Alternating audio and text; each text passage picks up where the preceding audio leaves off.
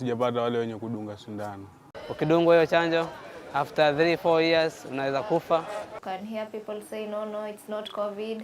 She has cardiovascular issues.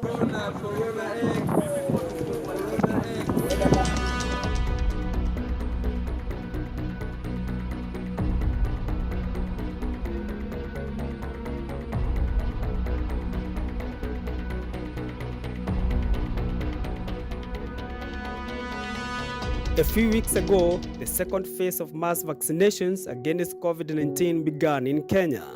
The Ministry of Health's target is to vaccinate at least 10 million people by the end of June next year, 2022.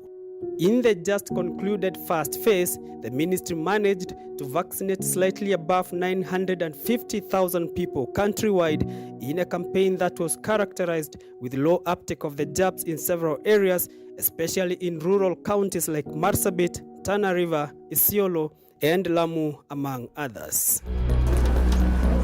This was largely attributed to the lack of mass sensitization of the public on the safety and efficacy of the shots, particularly the AstraZeneca that is in use in the country, and the COVID-19 related misconceptions, myths, and misinformation that many people have been exposed to, consumed, and apparently believed in. Lamu County, for instance, that is home to approximately 150,000 people, registered 0.1% only of the total vaccinations announced by the Ministry of Health by the end of the first exercise.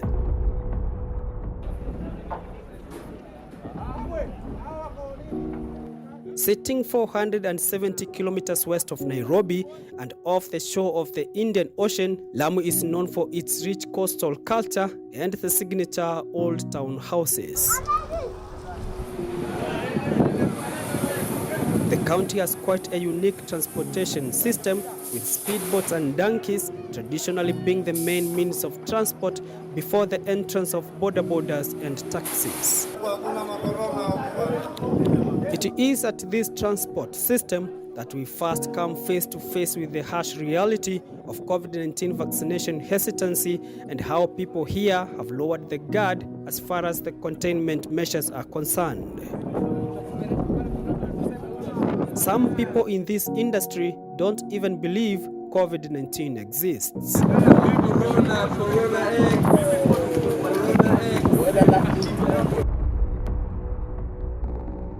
Some, on the other hand, believes the virus exists but have adopted the wait-and-see attitude on matters vaccinations. Kweli kusema corona iko, lakini sijapata wale wenye kudunga sindano. Ni joginda. Elijah Athman Roymen, a taxi driver at Mokowe, just like many of his colleagues who interact with a lot of people on a daily basis, has not taken the vaccine and says he's not ready to take one. Wengine wetu hatujadungwa kwa sababu wengine tumesikia fununu kwamba ukidungwa hiyo chanjo after 3-4 years unaweza kufa ama uwe na kuzaliwa watoto wamepooza. Kwa hivyo sioni kama nitadungwa.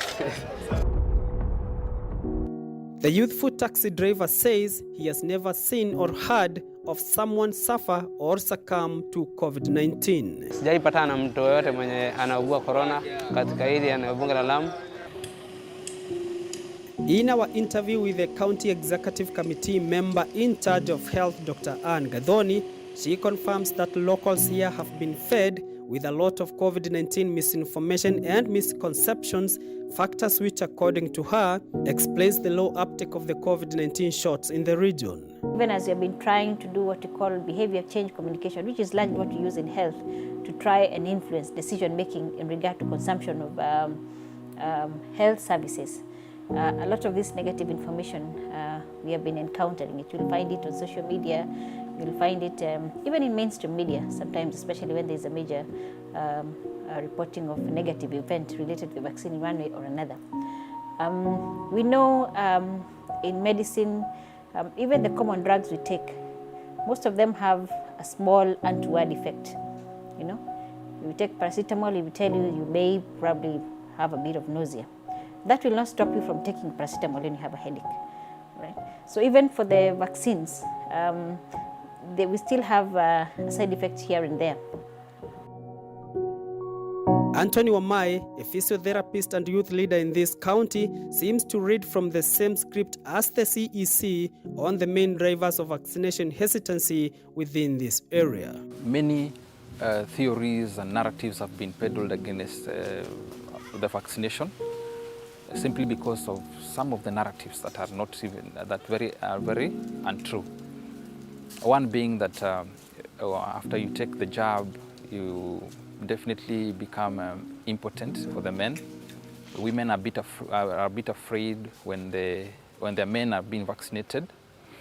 We also have another narrative that says after the vaccination, the side effects of the vaccine outweighs the benefit of it. That has really made people to develop some fear for them to be positive about the vaccine. And to get a clear picture of the COVID-19 vaccinations in the Lamu County, we decided to visit the Lamu County Referral Hospital.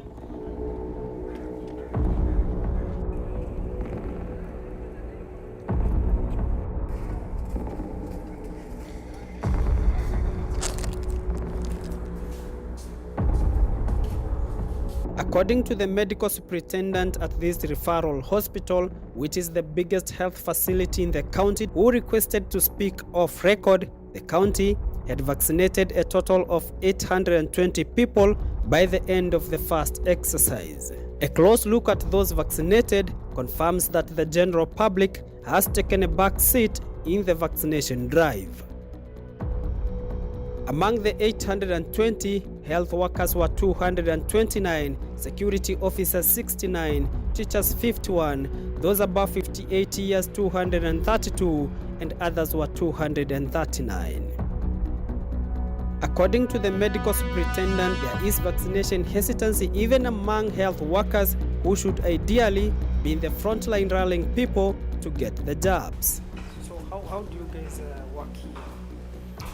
So let me take you into our isolation ward where we admit the COVID patients. Lucy Wangeshi is a nurse at the isolation ward in this health facility. She has also seen the effects of COVID-19 misinformation firsthand, something which she says is evident by the low numbers of COVID-19 cases the facility attends to in a month. I don't have the actual number, but I can just give a sketch. Maybe per month, we can admit like 5 patients, 5 to 10 patients, maximum 10, minimum 5. And out of maybe 5 patients, maybe 3 turn positive, 2 turn negative. In the community, people are not so much into there is COVID.